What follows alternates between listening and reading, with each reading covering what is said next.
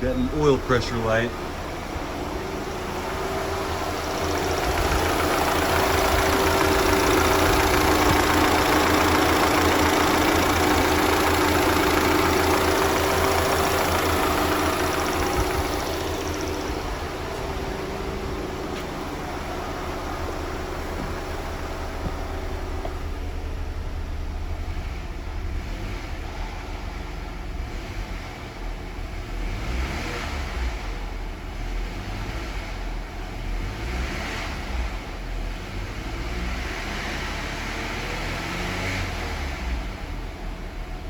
It does go away with a little bit of RPM, but if you're hearing anything like what I'm hearing, it sounds like there's loose engine components. So we're gonna proceed with tear down. Amigos, muchachos, today we have a 2-liter TFSI, VW Audi. It's got an oil pressure issue. At least that's what the scan tool seems to say. We swapped out the oil pressure switches. The engine does not sound like it should. We'll just put it that way. And it's nothing that I would have preferred to do. I prefer to take them all the way apart, inspect them, update them, put them back together. In this particular case, someone wanted me to put it in, which is fine. Anyway, we gotta take a look at it.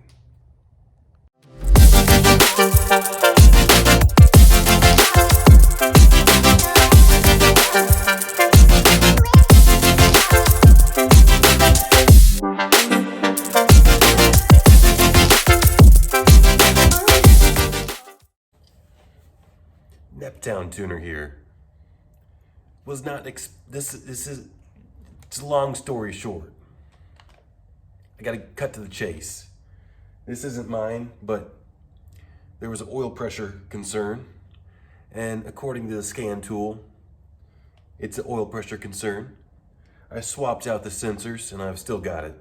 So we're gonna undress this engine and we're gonna inspect it. I'm not gonna dilly-dally around with even confirming it, because if there's even a question, I'm just gonna go ahead and make sure. Especially since you'll see how easy it is to make sure. But I guess it is easy for me because I've been doing it for years and years and years.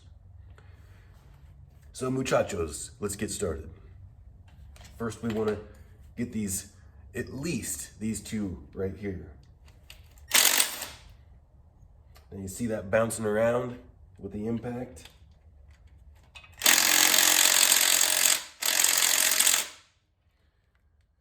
Someone really torqued those things in there.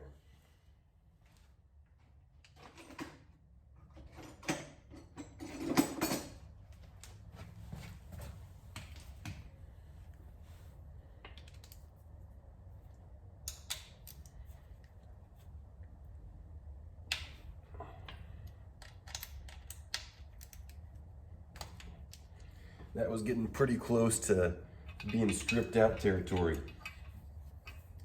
Obviously there's better tools. I would step up to something that did not have an extension and 3/8 drive in that case. But also I would consider breaking them loose first before using the impact, since someone cranked them in there that tight. Unnecessarily tight. Now, we have these studs here, these dowel pins. This particular engine stand that you can't see right now doesn't fit around these dowel pins. So I'm gonna extract them like so.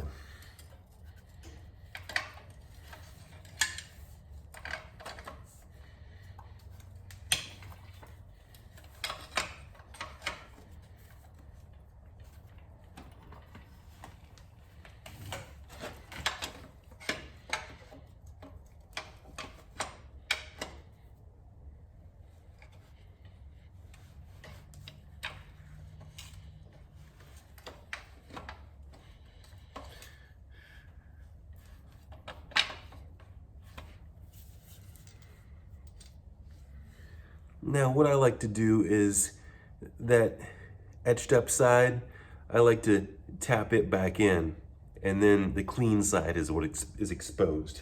But we wait till we're done with everything until we tap these back in. But to tell you the truth, friends, it's much easier to do it with the smaller wrench, or pliers as the kids say.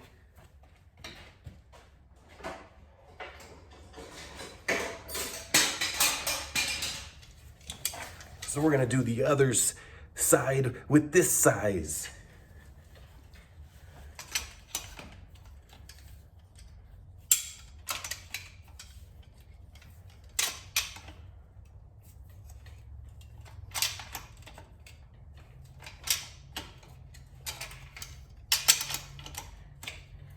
Now look at that. Much less of the damage. But both of them will still go back in perfectly fine. Now, what I find is easiest is when you're dealing with these engine stands, you take it out like this, and you load it up as such.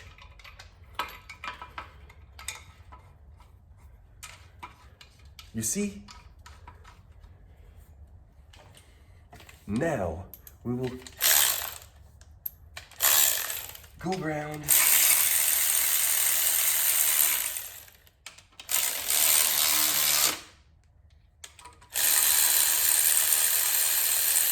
There's a problem with this bottom corner one. You see, that one, well, it just doesn't have threads. So we got to come up with our own bolt.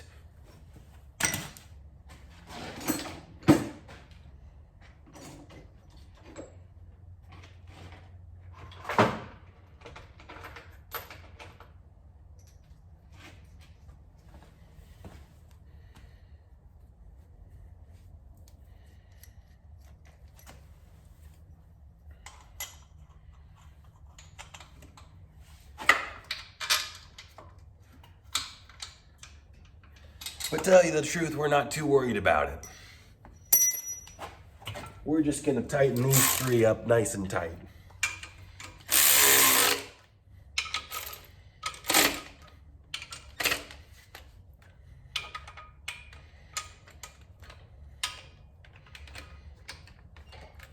Now, it's much easier to find, we're gonna call it a pedestal, to find our pedestal.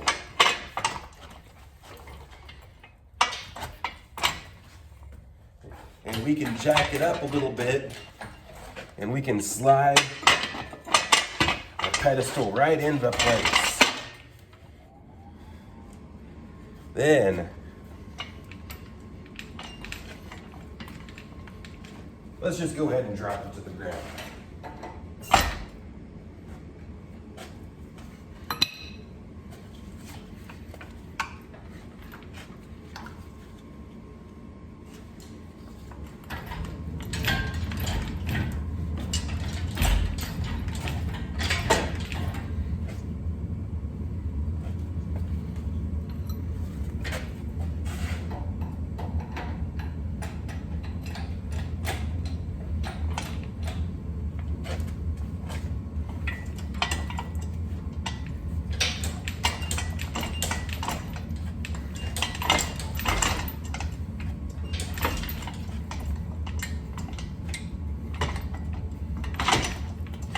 There we finally go.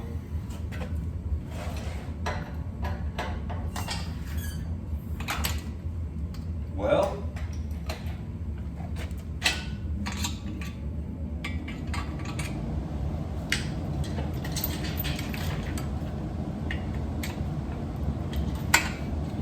there it is.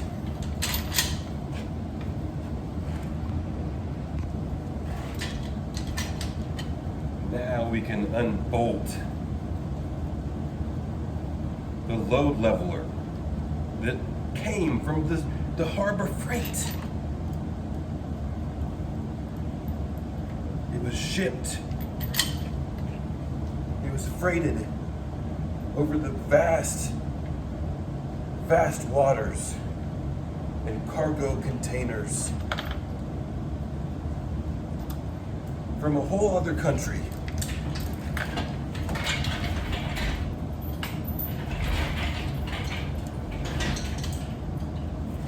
Now we have it on the stand, friends.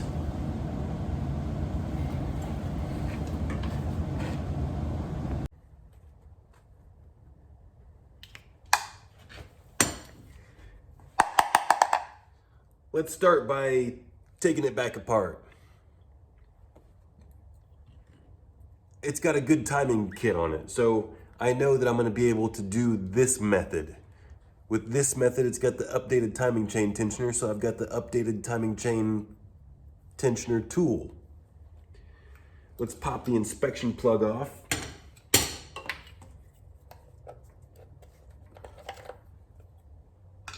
Now, should I take the top off to give you a better visual? I'm sure you would say yes. So,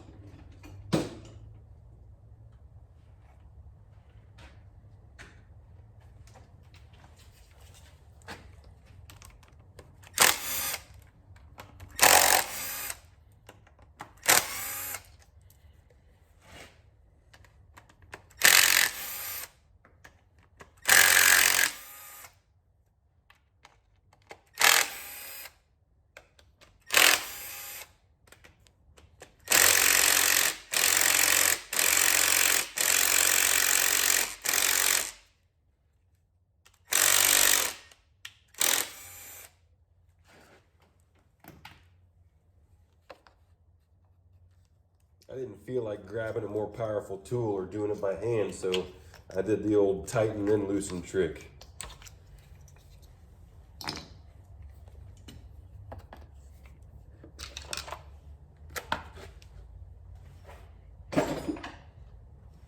Now, that's good enough for now.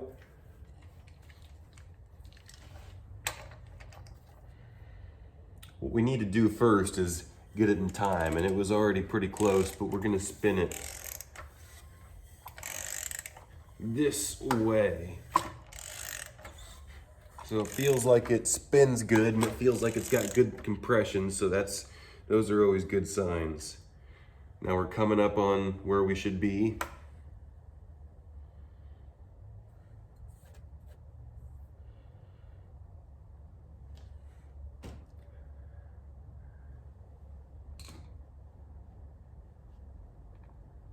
That's where we should be. So now I'm going to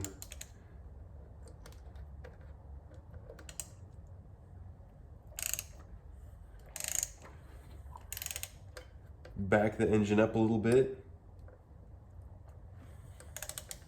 so that we can be really close to time whenever it compresses the tensioner. So you see this line right here now. It's supposed to be 2 teeth from that style. We'll talk about it here in a second.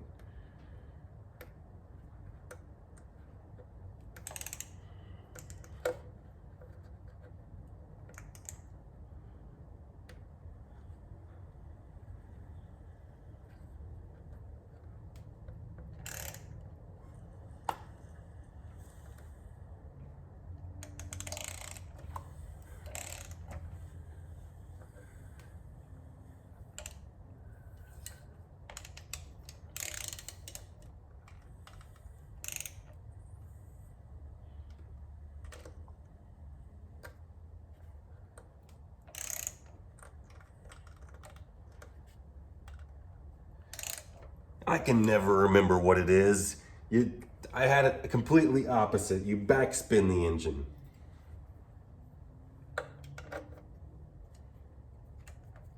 Now, spin the engine forward just a hair. It's in time, and the timing chain, well, you pinned the tensioner. do that very often. If I would have given it 2 seconds of thought, I would have known. But, hey.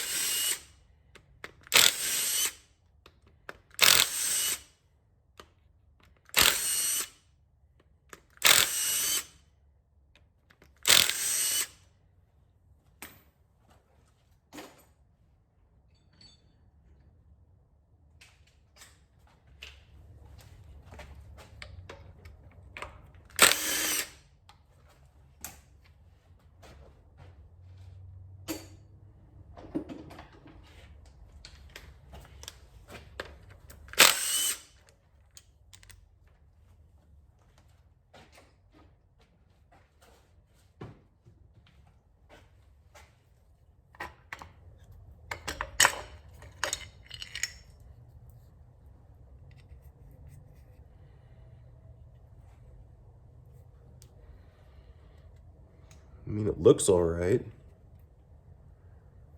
We already looked at that in our last video. So we got to put this someplace clean. Got a perfect spot off camera.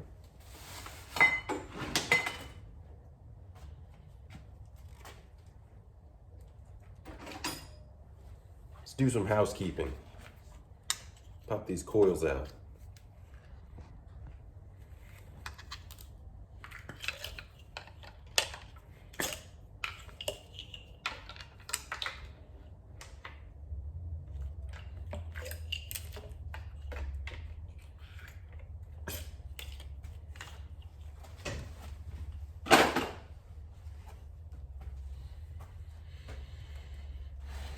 Let's just go ahead and spin the engine around.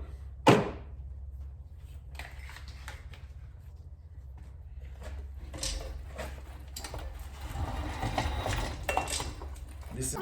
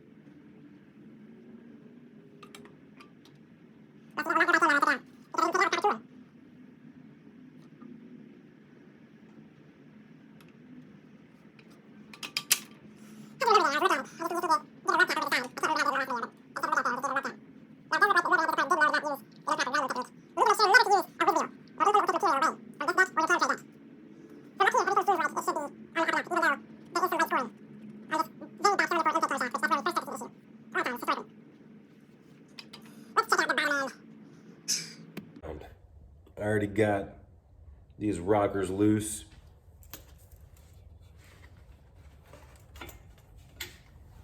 This thing is gonna spin right round because it's top heavy, how it's loaded up.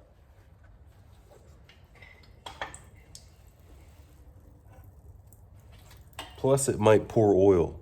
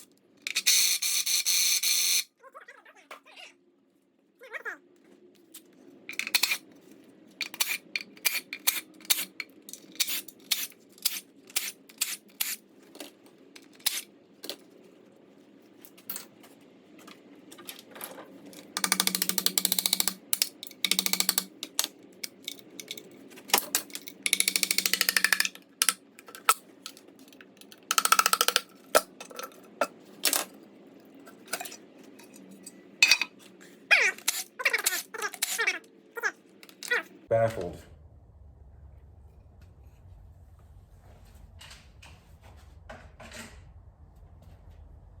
This here, the good old oil pump, and we can't do anything with it because the chains are all still on.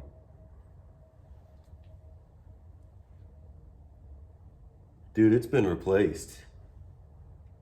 This oil pump is aftermarket. This is an aftermarket oil pump. That is weird.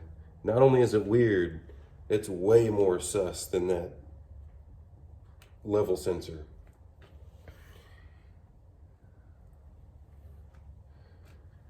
All right, we're recording. Let me see if I can find an oil pump somewhere.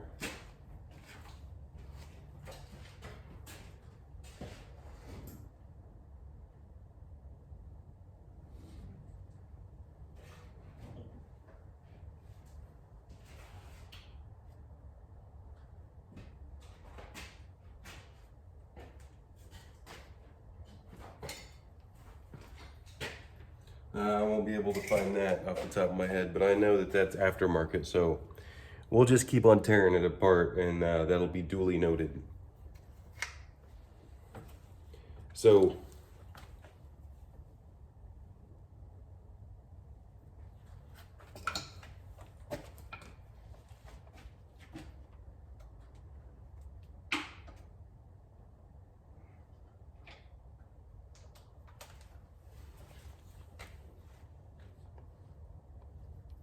we take this tin,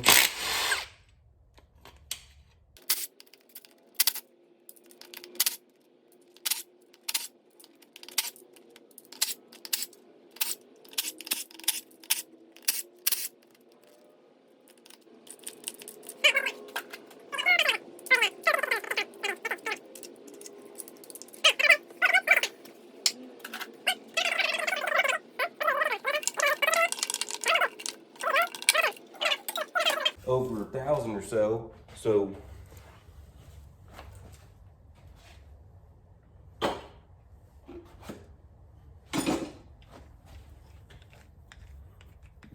that there oil pump does not feel satisfactory.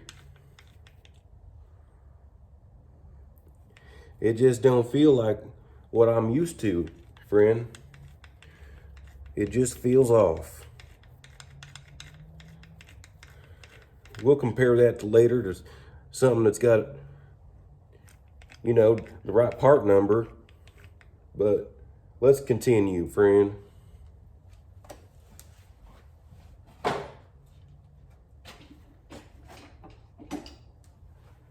Now that we got all them blasted hardware bolts out, at least I think we did.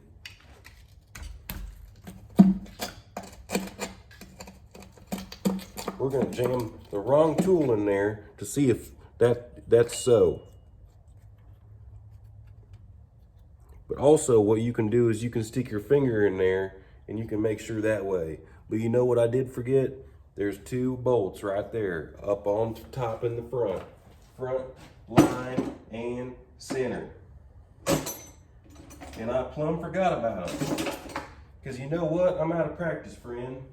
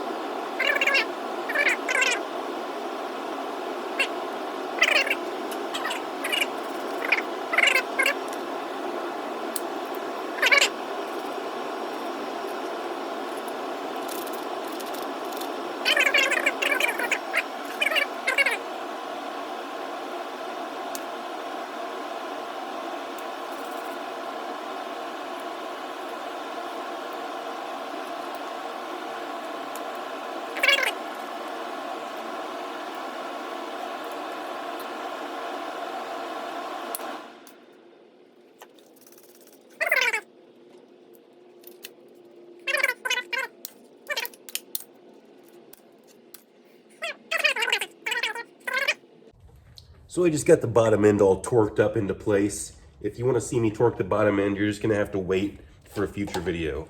You always want to do like this when you're done bolting it and torquing all the bolts into place, because that's a good indication that everything is free and easy. All the bearings are riding really nice on the crankshaft, and you can just easily spin it back and forth. I will say that upon closer inspection, see these have 53 and a line underneath them. This number 1 cylinder, the rod's flipped 180. So whoever put it back together didn't put it back together right, because from the factory they all face the same direction. So, but the bearing looks like it still is wearing correctly. Now we're gonna flip it around. Of course, I still need to clean all this up, clean the pans, put it all back together. But before I do that, I really want to find this oil pressure issue. So we're going to look at the balance shafts next.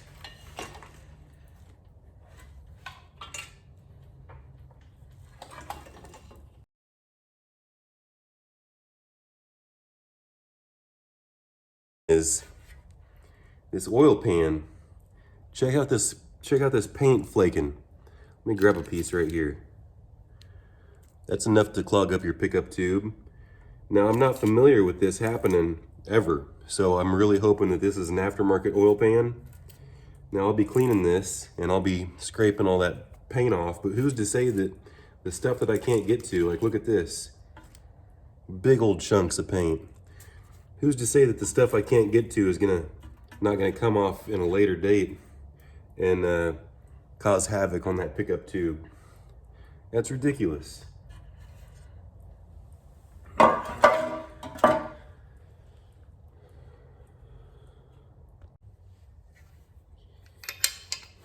We already took our T40 idler pulley out. Well, you weren't watching, so you got to be quicker than that, because I'll work whether you watch or not,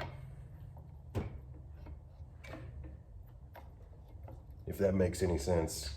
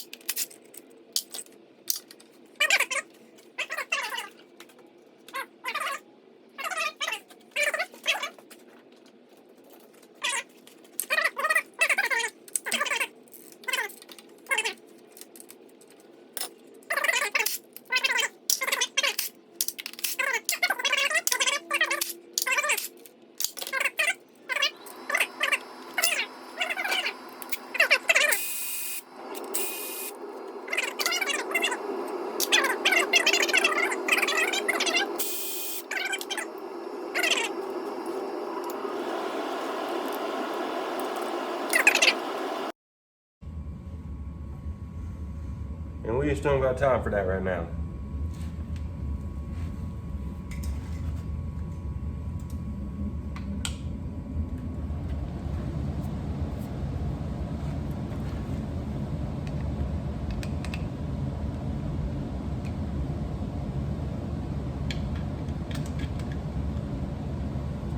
We're gonna get a special type of pry bar.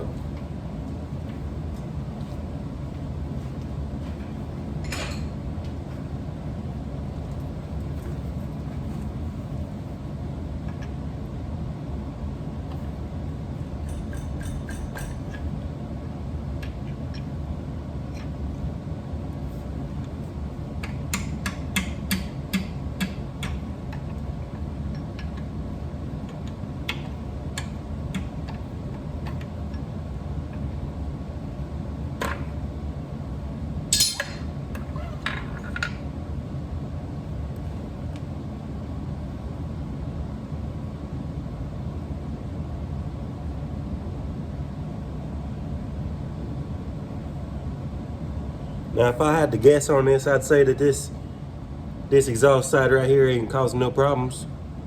Not as far as I can tell.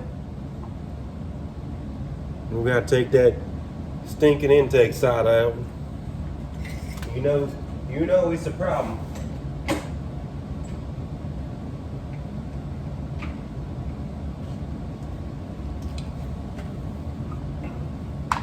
Because we gotta spin this whole silly thing over right here and work on this water pump side right here.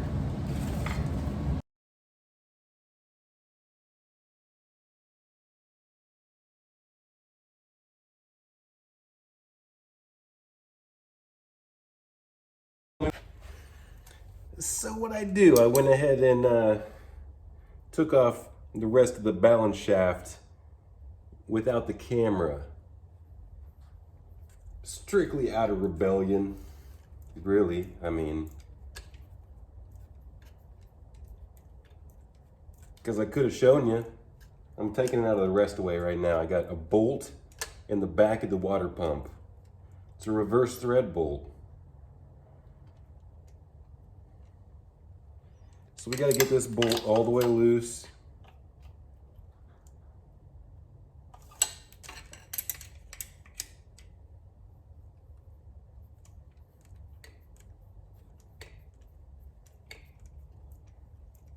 And this pulley will come off. This is technically how you're supposed to take this water pump off. I mean, you don't have to go to this full extent, but that's the reverse thread bolt. That, see how tiny those threads are? It just doesn't, try to take it out sometime the way you're supposed to. It's pretty nerve-wracking.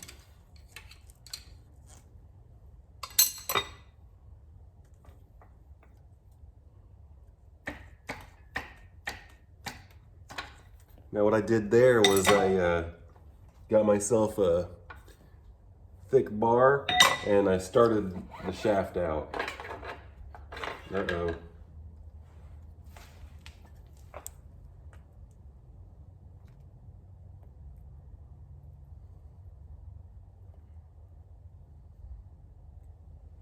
So we do have screens missing. There's there's two screens missing right here.